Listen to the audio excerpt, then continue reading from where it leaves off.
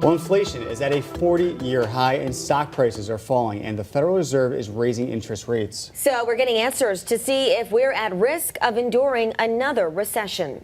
If you're going to be a betting person and bet on a recession, you're almost guaranteed to win. UMass economics professor Gerald Friedman says recessions are inevitable, but are we on the brink of one now? Some signs point to yes, including Russia's invasion of Ukraine and COVID lockdowns in China contributing to high inflation, which has historically signaled recession. They raised interest rates very sharply in 1980 to get a handle on inflation. They drove the economy off the cliff, and that brought down inflation.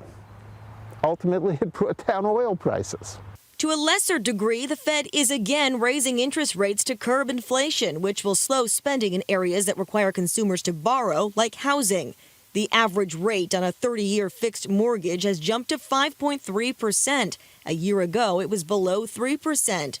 Friedman says every recession since World War II has come because of monetary policy. The Federal Reserve has a dual mandate to maintain high employment and price stability. Historically, they've pretty well focused on the second. They're on that high wire. They're trying to make the balance just right, and oftentimes they get it wrong and they tip the economy too far into a recession because they raise rates too quickly, too much, and overshoot. In his more than 3 decades in the industry, president of St. Germain Investments, Michael Maddie, says he's never seen such dramatic day-to-day shifts in the market. Volatility's out the window. We're on to violence at this point. Both Maddie and Friedman say they expect interest rates to continue to rise, but not enough to trigger a recession. Yeah, there probably will be more because this is the only tool they have.